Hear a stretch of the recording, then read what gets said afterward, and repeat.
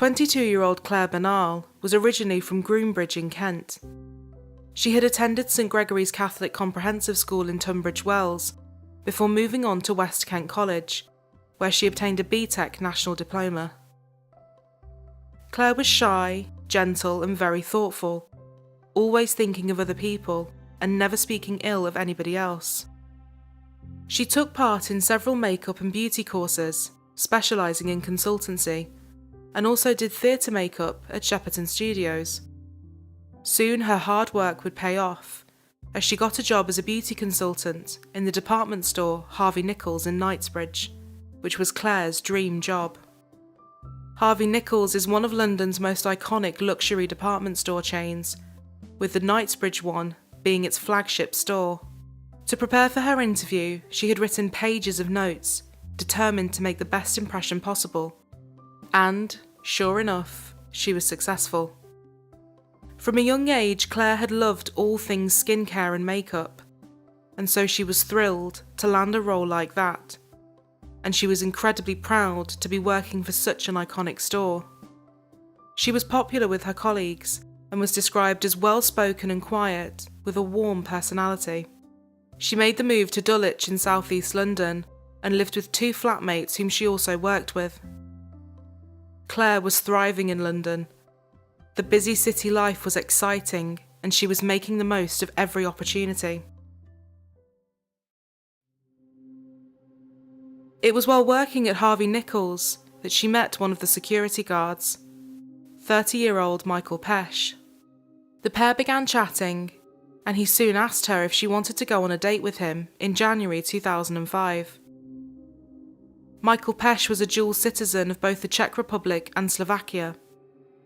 He had previously been a soldier in Slovakia, but would be prosecuted for desertion.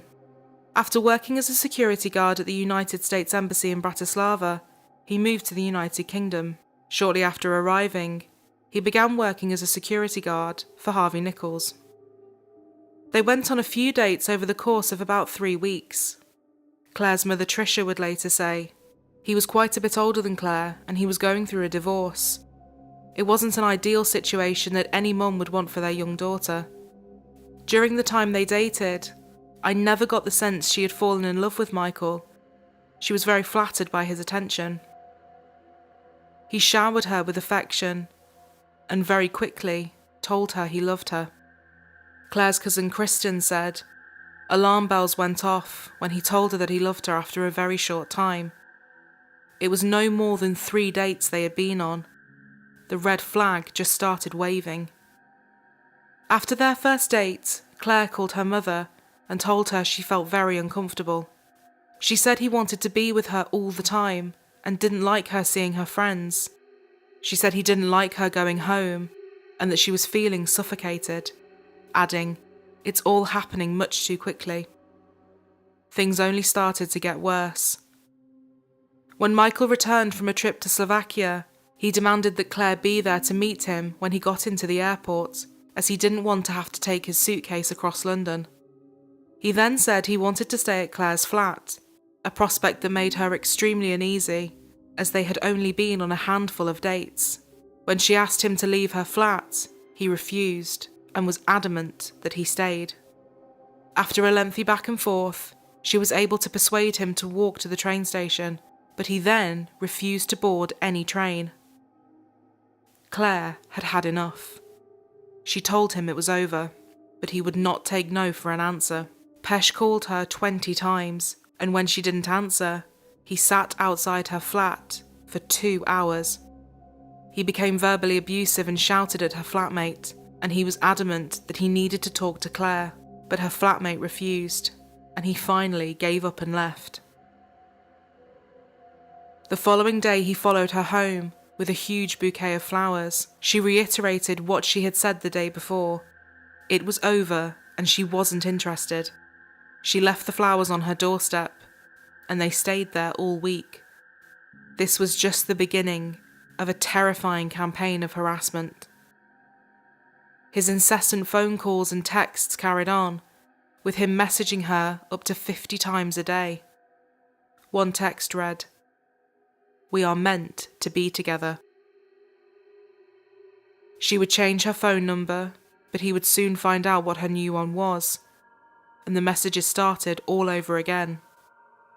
His delusion that they were still in some sort of relationship was evident from his messages, with one reading, "It's our anniversary tomorrow.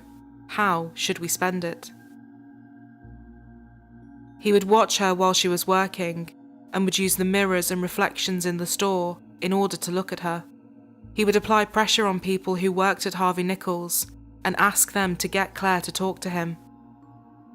On one occasion, she did decide to speak to him and asked him to stop harassing her, but this, like everything else she had previously said to him, had no impact. He would not take no for an answer. One day, as Clare was leaving work, he followed her in his security uniform. He grabbed her and shouted at her, yelling that he loved her and he knew that she loved him too. Clare tried her best to reason with him and said that she didn't love him. His response was to scream at her, "Yes, you do, you stupid little girl."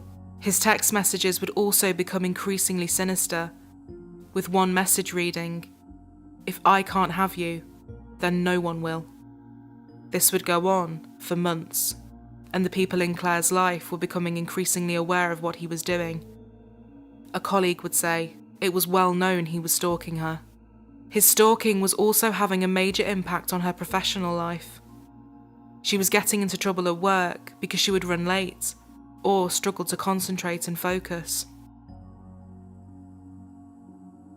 In March 2005, Clare was heading home. She noticed Pesh waiting at the underground station.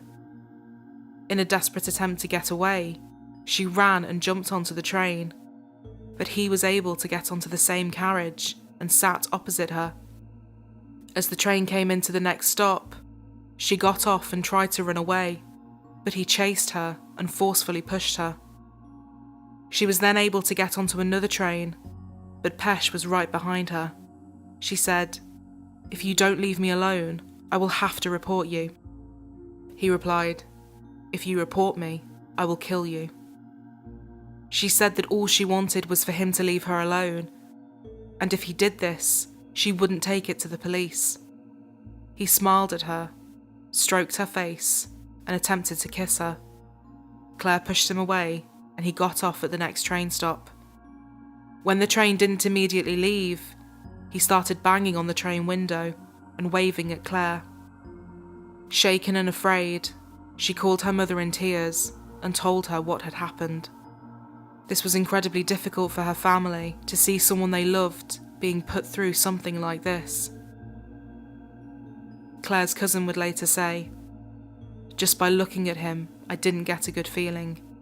He is batshit crazy, and he is dangerous, and he is unstable, and he's obsessed." Refusing to put up with it anymore, she told her bosses at work about what had been happening to her. The head of security for Harvey Nichols was a former police officer, and when he was informed, he took what Clare was saying seriously. He used the security cameras to track what Pesh was doing, and he soon saw him stalking and harassing her. He also spoke to different members of staff and compiled a file of complaints and accounts about what he had been doing. Pesh was moved on to a different floor and put on a different rota to her, but this still made no difference, and he would come to Clare's department constantly. He was then suspended. The head of security encouraged her to report him to the police.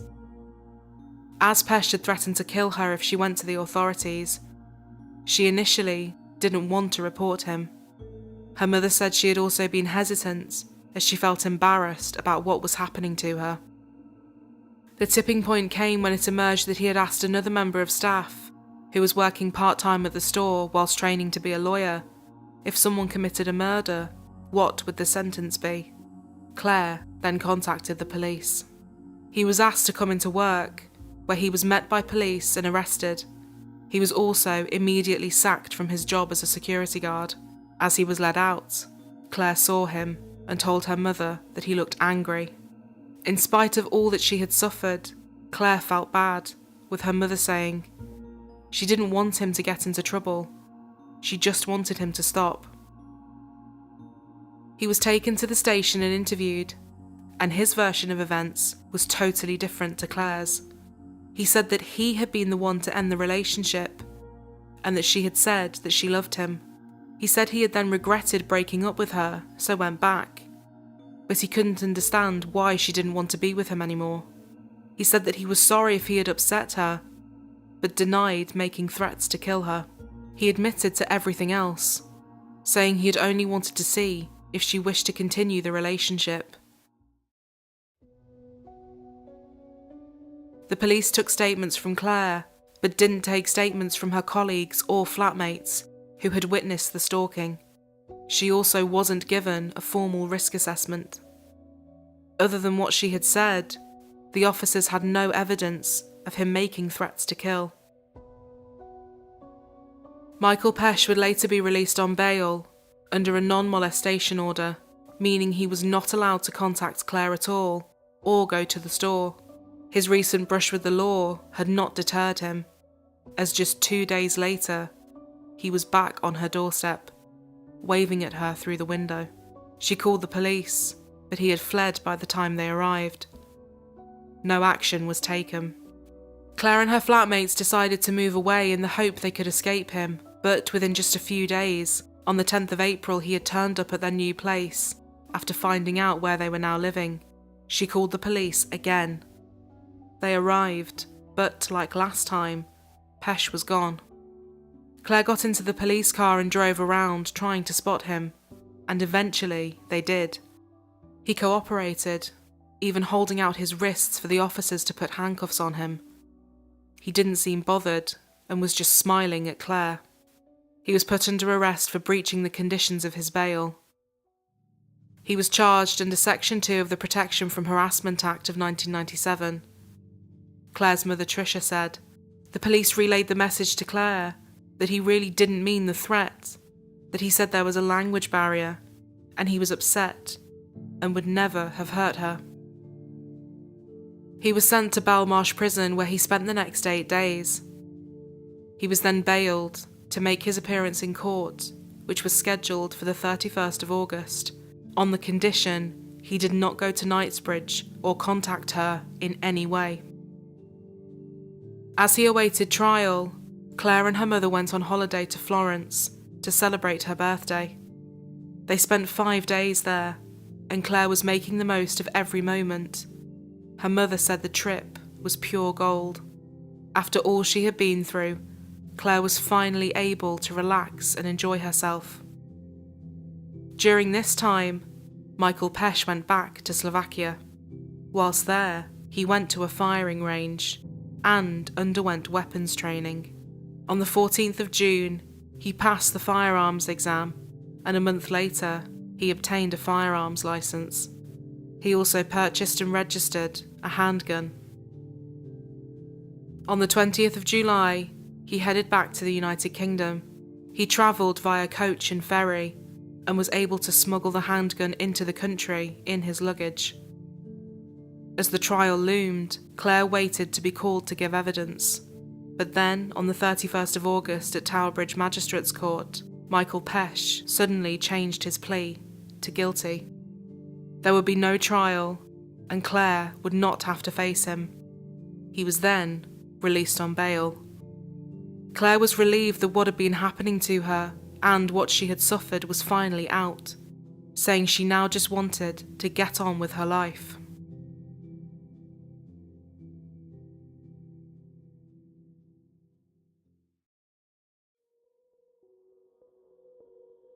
September 13th, 2005. Since the trial, Clare had not seen Michael Pesh, and her life seemed to be getting back to normal. As Clare's day started, she headed into work. The hours ticked by as she served customers on the shop floor, and before long, she was just 10 minutes away from her shift ending at 8 p.m.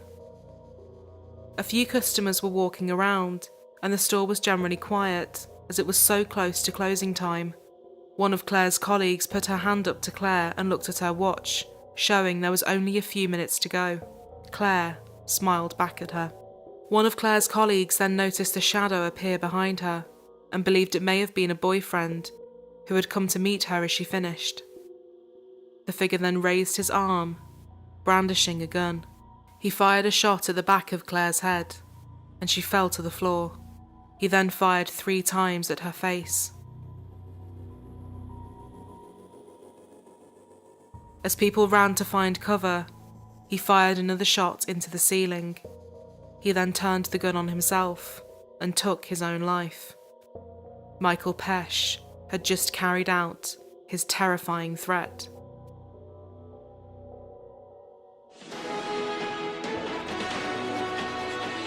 Two people were shot dead at the exclusive Harvey Nichols department store in London tonight. Police said a man and a woman were pronounced dead at the store. Detectives aren't looking for anyone else in connection with the shooting.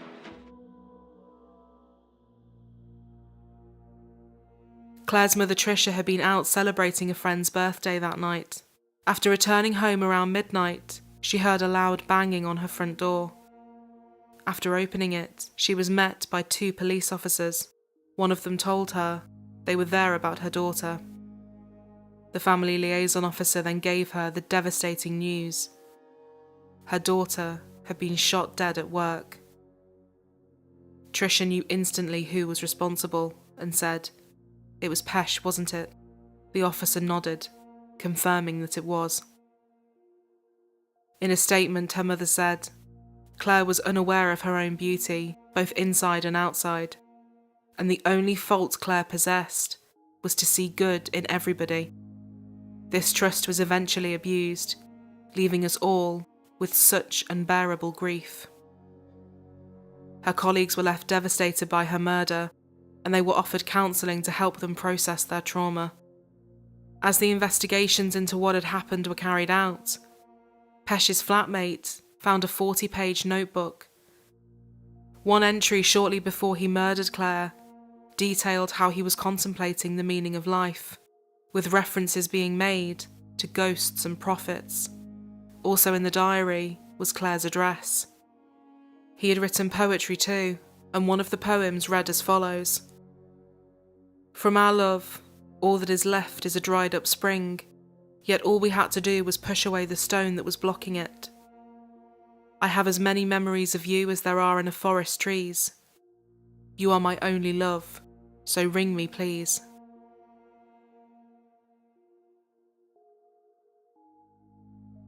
It was revealed that he had gained entry to Harvey Nichols by sneaking through a back door, despite having been told to stay away.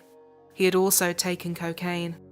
When it emerged that Pesch had been arrested and bailed, domestic violence campaigners wanted answers as to why this was allowed to happen.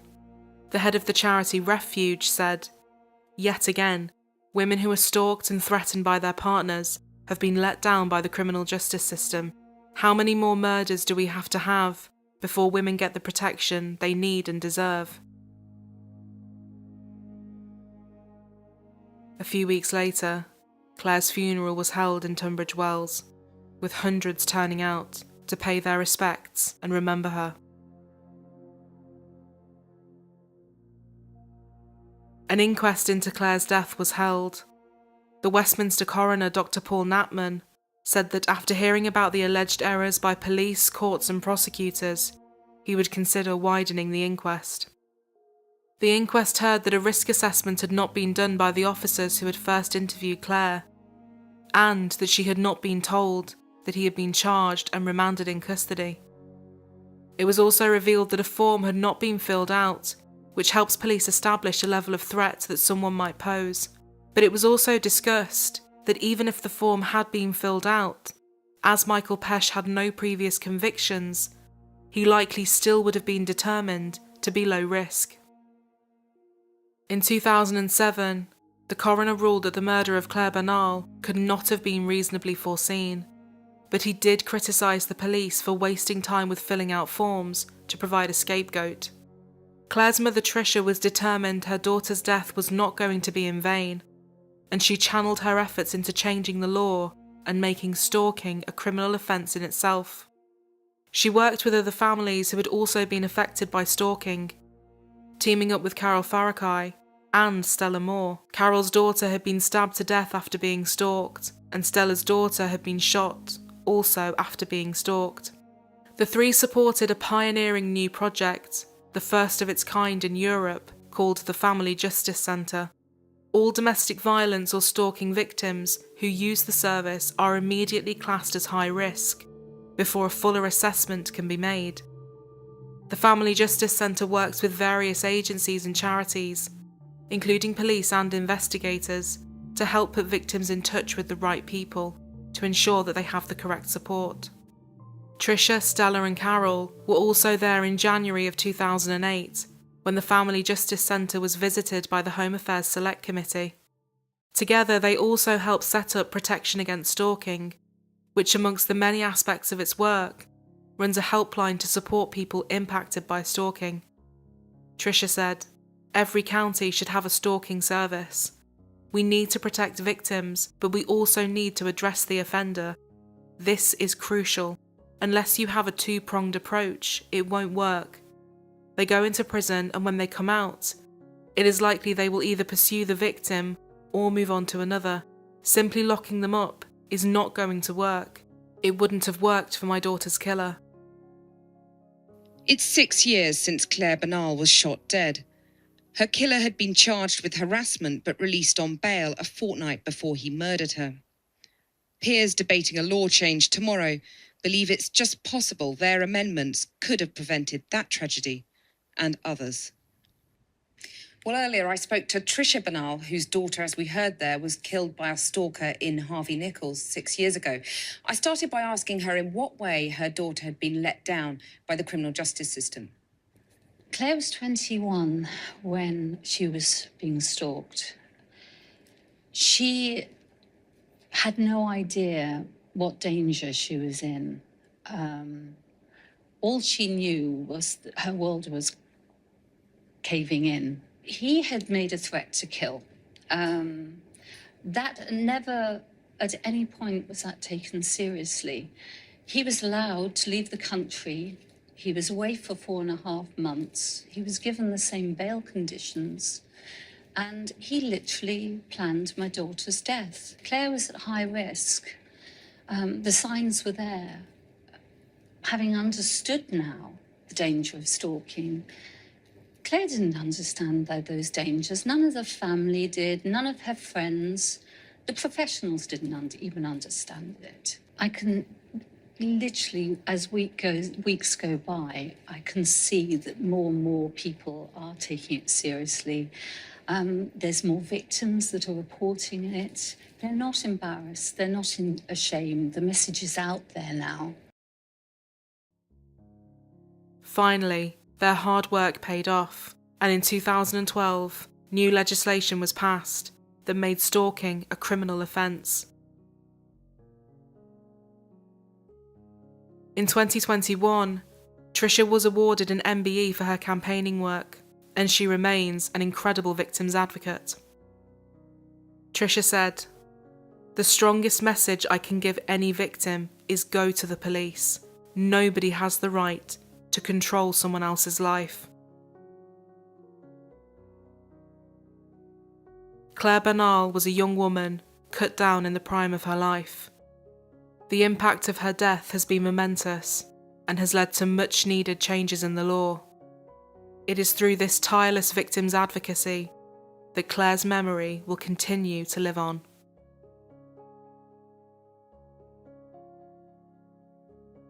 If you have been affected by any of the issues raised in today's episode, we have left links to further resources in the description box below.